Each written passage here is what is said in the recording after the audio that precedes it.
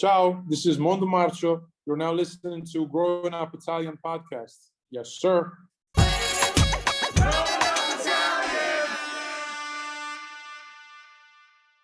What's up, everybody? We have another episode of the Growing Up Italian podcast, and we have a very special guest from Italy, Mondo Hey, man, Marcio. it's a great pleasure to be here. Great pleasure to be here. Thank you for having me. How are you, Mondo? Thank you for taking some time out of your day to sit down and talk with me. My pleasure, really. I want to give a special shout out to Christy Peruzzo for setting us up. Absolutely. Everybody on Clubhouse, we actually had a great discussion in a room a couple of weeks ago. Christy speaks very highly about you. She's always saying you guys are getting ice cream, this and that. I'm like, wow, you guys must be really good friends. So she told me, I have a great friend, Mondo, who has an amazing project out. You have to speak to him. So, I was right away intrigued. But I want everybody today, if they don't know you, to learn who you are. And people that do know you, to find out a little bit more about you. So right away, like when Christy introduced me to you, I didn't know who you were. I'm not gonna lie. Right. And we had a conversation right away. I started digging your catalog, and I'm like, man, this guy's been around for a long time. I saw videos from. Well, yeah. Actually, I started writing and producing music because so my first song, I think I did that when I was around 14 years old. Oh, wow. I started writing lyrics around 12, 13. And then I had my first, program for the computer. I think it was Fruity Loops, but, like your version, because now like people like Metro Booming, they have, like the new Fruity Loops, and that's really dope. But the one that I used to use was super whack, I'm talking. So I was 13 years old. So I think we're talking about around like 2001. It was 2001. And that's when I started producing and making music, at home, just because I wanted to be like, be like the rappers that I love. I started listening to, Tupac and Biggie, the classics, some Eminem, early Eminem. So, and then my first indie album, I did that when I was 16. It was 2004, and it was my first album, and it was called Mondo Marcio, just like my stage name. Yeah. And just like Jay-Z said, that album took me 16 years in the making. Well, yeah. That's why, because your first album is exactly it's the one that takes the everybody's longest. First album is always the best. Like even Nas, Biggie, Jay-Z, everybody, like any hip-hop artist, their first album, it's the most amount of content they could rap about, like you're saying. Exactly.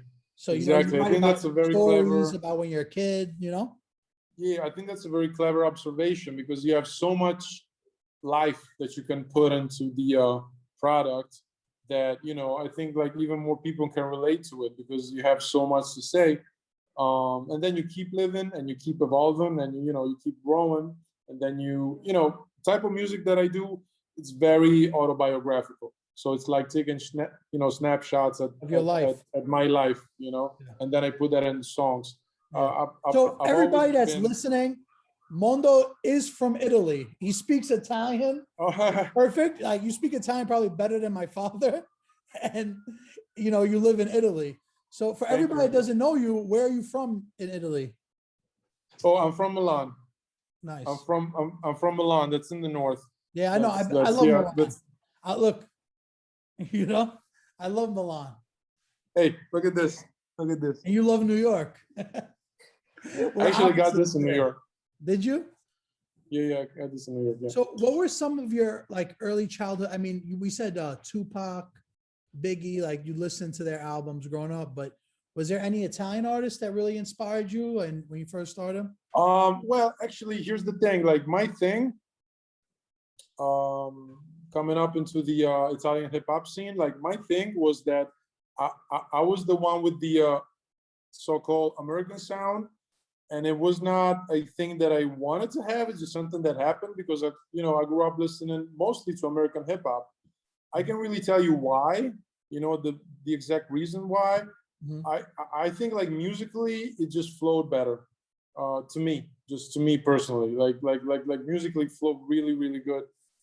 As far as productions and maybe, just the flow, because, that the English language is much more, maybe, fast, just as far as Yeah. like terms and rapping and whatnot. Yeah, as far as Um, rapping. But Italians I talk really- fast and with their hands. Like me, if Yes, someone's we do. speaking a dialect I don't understand and they're speaking fast, like there's words I don't understand, Well, it also depends on the dialect, on the accent. Like for example, rap that's from Naples, that's super dope. And also the You hear the Lingua dialect in Napoletana. those raps. Like Say what? you hear the dialect when there's like a Napoli Don rapper, like Oh yeah, Juliet yeah, or something. definitely. It's almost like another language, right? Kind of And, like Nino if you're D'Angelo rapping in too. Like Nino D'Angelo, Mario Mella, like those guys. Yeah, when yeah, they- definitely. But they're singing, right? They're singing. Exactly. So if you're rapping in Napoletano, that's super dope because it flows really well and it flows really good and it's faster and it's catchier. So actually, that's what I used to do when I first started rapping, because the fact that Italian, we have the R, la R, Yeah. that That rolls. Yeah, we have that. So what I did, especially in my first album with a major label with EMI, I used to basically crush my words, and make Shorten the them a way that little I bit? used to flow. Say what? Are you shorting the words a little bit? Yeah. Even like when you say masticare le parole, when you crush, even like a little bit of mumbling, a little bit of that. And I had this way of rapping that sometimes you couldn't even understand it, like not all of the words, but it sounded really, really catchy. Sounded really, really Welcome to flowy. all music in 2021. Exactly. I was ahead of the time. Ahead of the time, man. But you're still doing your thing too, man. I love this new project. Before we get into that, I want to talk to you a little bit about when I started looking up your music, because like I said, Christy introduced me to you, so right away I was like intrigued about your whole story. So I looked back at your work. Shout out to Christy. She's great, man. She's just great. She's amazing. Shout out to Christy. She's a great person. Shout out to Christy. But I looked at one of your videos, Dentro alla scatola, and I could have told it was filmed in America, right? Yeah, that's Los Angeles. Yeah. It was LA, right? Because that's what I want to ask you. And that's like, from what I saw on YouTube, like that was your most viewed song.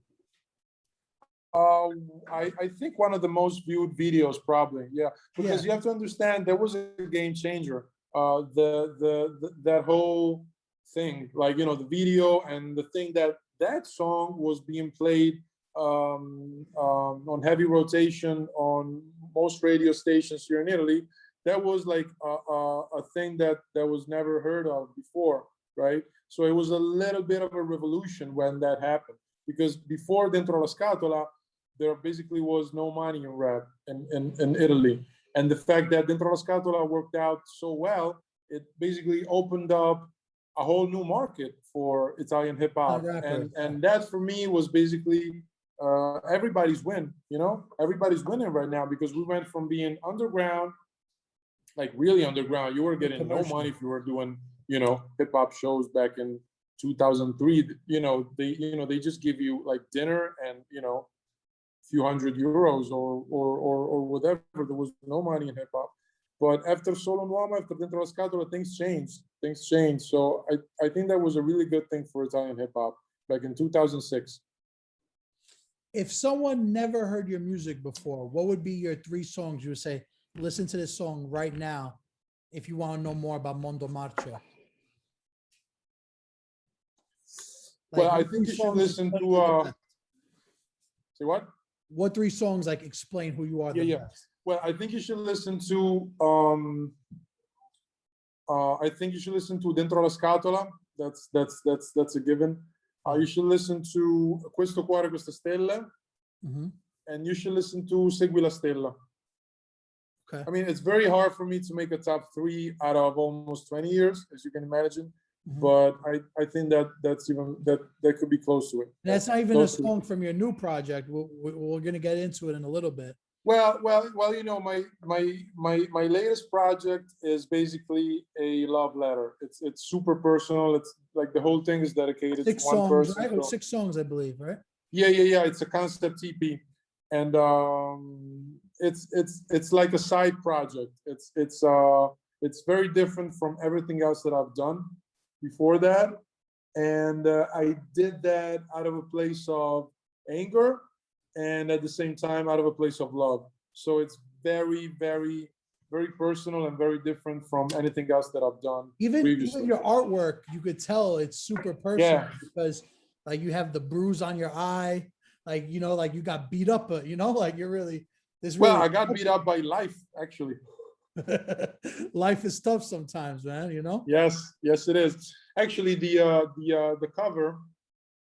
So the artist that did the cover, that's Mark Tannen, and he's in New York, by the way. He sounds familiar.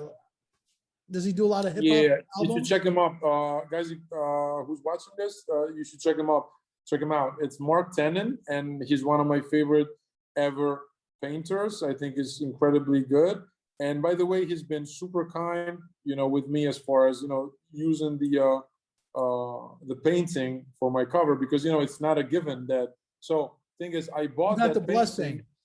Yeah. No, but the thing is that I bought that painting months before I decided to use it as a cover for my album, right? So I had that in my house, right? And when you buy a painting, you don't own the rights to the painting. You just own the painting, like the physical thing, right? And he gave me like 100%. It's yours. You can do what you want with it. Like he's the sweetest guy ever, and I love the way he paints. So yeah, Mark Tannen, shout out to him. Awesome. Shout out to him.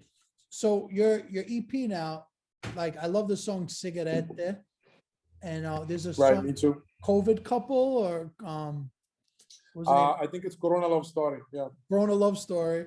So like this, well, your music, what I could really tell right away is that, like you said, it's very personal. And I could tell like you're a guy that you really take your time and write lyrics and dissect lyrics, and you want to get a message across. You're not just like jumping in the booth and doing line by line on the spot. Like I could tell you really take your time. So how was the whole recording process? Like how long did it take you to finish these songs? Was it well, like I said, this was a very, very particular project, very particular process. I usually take my time, just like you say, when I'm doing an album. Usually takes me around like a couple of years to finish the album, because I do a lot of demos, right? I do a lot of demos, and then I choose the best ones. It's usually, I come close to 100 usually, and then I knock them down to, for real. And then I know. Because I know a lot of people in the music industry too. And like, I know a kid with like 600 songs, and then, like, it can get crazy. It can get crazy. Yeah. So and I was talking about it to him the other day, actually, because I'm like, bro, how do you remember all these songs you have? Because I'll give you an example. My friend owns a studio in Queens, and he has a song, like a half of a song with a really big artist. And then the artist like never finished it, never did anything. So I go to him like, what are you going to do? He's like, nothing. Like the most you could do is release it on SoundCloud or whatever. But like, like these kind of people have so many songs that they don't even know. So like, is there a way that you like keep all your songs organized, or do you work with an engineer that does that for you, or? Well, I try to keep track of everything I do in the studio. Sometimes things get lost in the process. Sometimes, you have some luck, like you find an old demo from even like a couple of years back, and that, sounds like, the hottest stuff ever. It's always, it's also there's some percentage of chaos in creativity. And I think that's good. You have to let things, come to you and let things happen sometimes. But I'm usually kind of pristine in the studio. I try to be as careful as possible. I'm very hands-on in the process, right? So I like to keep track, definitely.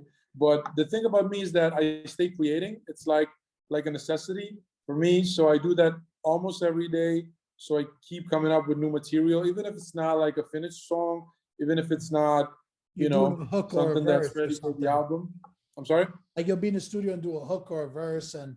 Yeah, exactly. Like I'm making a beat or I'm making a chorus on that beat, I'm doing something. And then I just and then I just keep it, and then I take it out like a month later or whatnot. You're saying you produce also, so do you rap on your own beats too?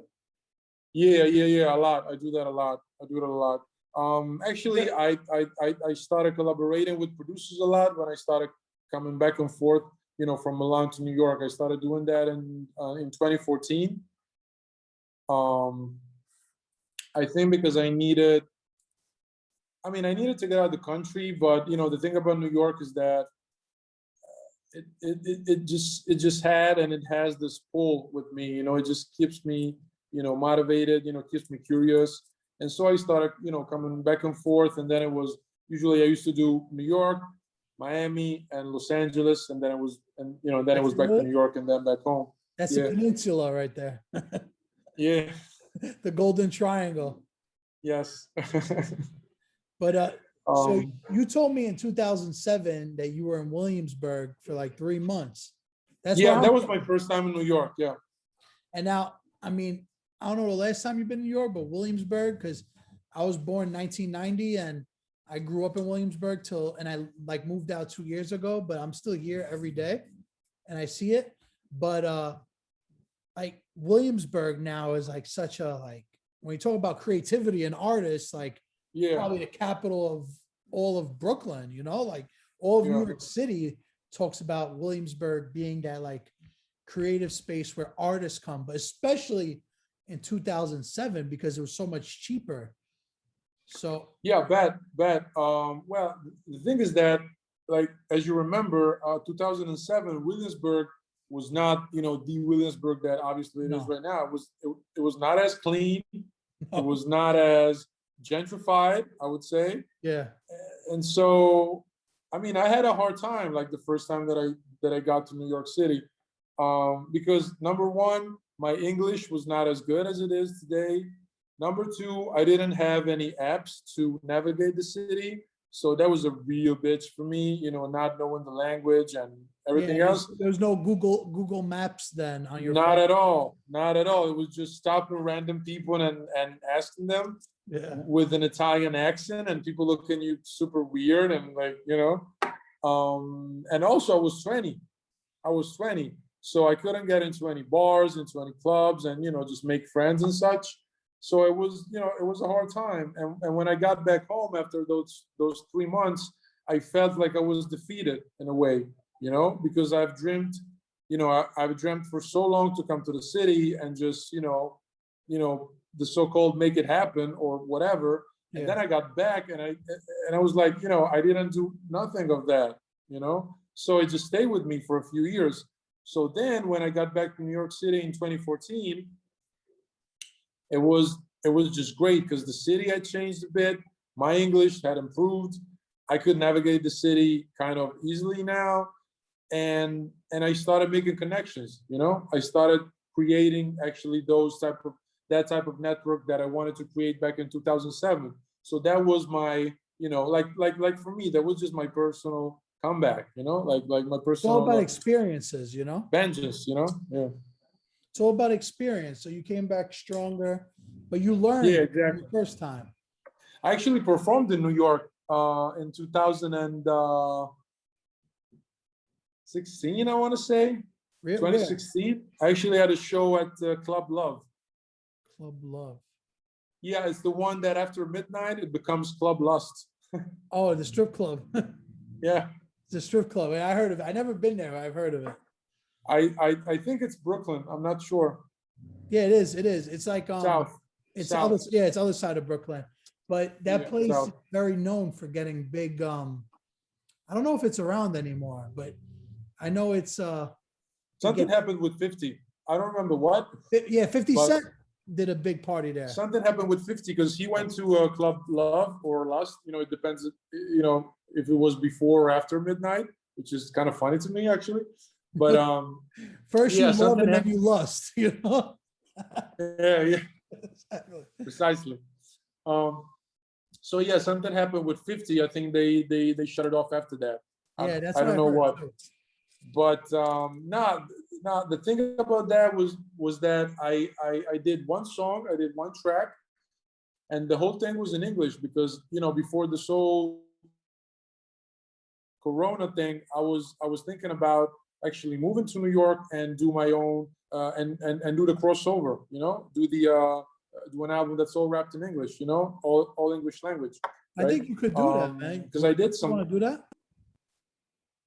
Well, that's been a dream of mine since when I was a kid, you know. So it would be something that I would do for me, and even if, you know, just one song goes through, you know, to the American public, I think that could be a great thing for Yeah, us bro. at I would love times, you that. know. Yeah, that would be amazing, You know? bro. I would love Plus, to. you know what I was doing? I was mixing a little bit of English with a little bit of Italian, Yeah. you know, saying stuff like, you know, like the older I grow, the better I am, just like with vino, you know, Yeah, those type of things, you know, like matching words. yeah, yeah. I like that, bro. Honestly, if you do that, I would love to push that for you. You know, like I'm sure our followers would love that too.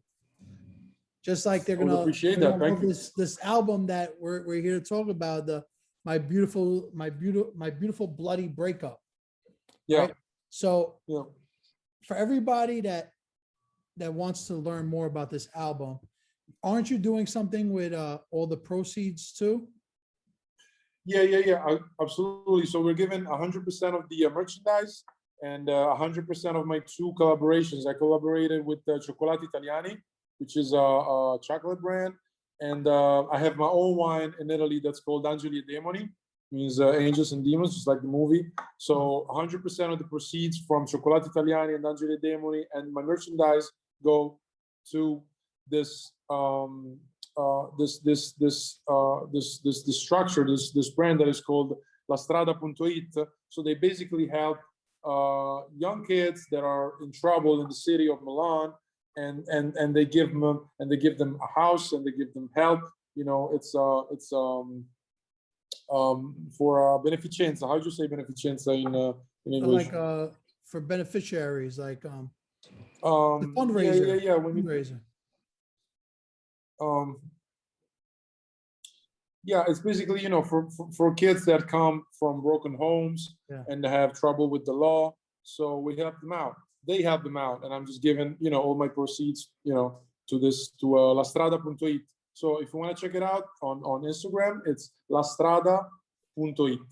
So yeah, we'll actually put that in the description here too, so anybody that's interested could check it out.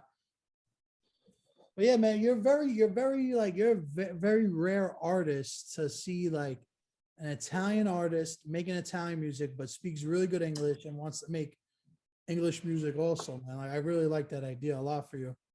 I appreciate that, man. I think it's been my it's you know, to quote Jay-Z again, it's been my gift and my curse, you know, because being a little bit of different from the average rapper, I would say, made me very easily recognizable, right? You know, created, you know, like had me standing out, you know, from the competition. At the same time, I don't always match with what the mainstream public wants, you know, because of this, because I don't like to fit in, you know, just generally in life, in music, in my business, you know, I rather stand out. So that's been my gift and my curse throughout my career. Just being, but I have to true to say, yourself. You're being true to yourself though. Like yeah, that's who you're exactly. supposed to be. You know what I'm saying? So that's what I really respect, because there's a lot of people in this world that'll just do what the next person's doing just because they see it's trendy, where you're like making your own lane.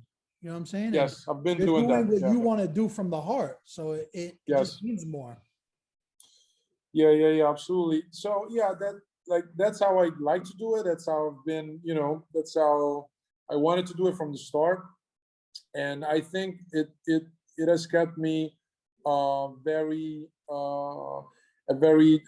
trustful fan base. Like my fan base is very present at all times. Like almost no matter what I drop, they're there to listen, and that's a great gift for me. So yeah, and honestly, man, I can't wait to go back on tour. Like I really can't wait. Like if that's just one thing that I miss a lot, it's, you know, it's touring. It's, you know, it's the shows, because, you know, you can work throughout the pandemic if you're lucky enough, you know, to have a studio like I have, you know, if you have the resources. But what I'm really missing, it's like the human touch, like Yeah. Human to be able to interaction. share things. So what? Human interaction. Yeah, human interaction. That's Exactly. why Clubhouse is so popular right now, because Right. people like just miss like interacting with other people and hearing their Yes. ideas, their opinions. So that's why, Yeah, exactly. especially in Italy, Italians love Clubhouse. Yeah. I'm not too much the like the nerdy type, like the technological guy. So I'm not too big on apps in general, like not even Instagram. I don't do stories all the time. But I think it's something good to get through the pandemic. If you want to get to know new people, I think whatever gets you through it. Yeah, man. Works. I heard Italy's like in a lockdown again, right? Is that true? Yes, sir. Yes, sir. We back to red zone again. Oh my God, bro. That's crazy. But I think we're gonna be okay. I think we gotta wait a couple of months. We just gotta, wait to May, June, because they already started, vaccinating people. They're doing the vaccines right now. So I think we get to May, June. They're gonna open up again because summer comes, temperature rises. Well, I want to come to Italy this summer, bro. So like, you should. it better open up. I want to come. I got you. You should come. Yeah. I've been to Italy like 30 times.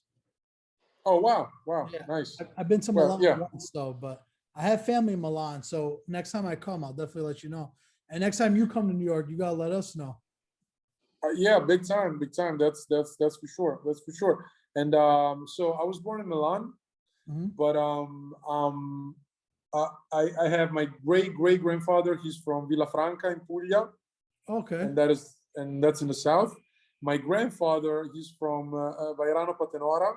Where's that? Which is kind of close to Salerno. That's where I'm from, Salerno. There you go. Campania. Small world. Yeah. Yeah, Campania. We're paisans, bro. Exactly. Vairano Patenora. And my father, he's from Livorno, and that's in Tuscany. Yeah, that's up north, right? That's a little bit up north from Campania. And then my mom, she was born in Milan, provincia di Milano, anyway, close to Milan. Yeah. So I'm kind of mixed. You got a little bit of every day. Yeah. Also, I did the swab thing, with the saliva thing, and I did the test. Your DNA.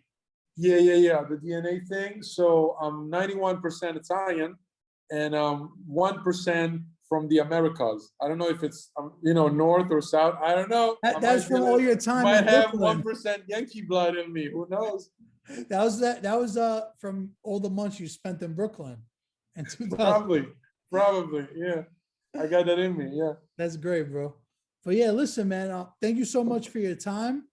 No, thank you. Everybody enjoys this. I'm just gonna end this call. Stop recording, and then I'm gonna ask you for one thing. So thank you all for tuning in. Make sure to follow Mondo on Instagram, Clubhouse, every day, and check out his album out now. Thank you, brother. Thank you, guys.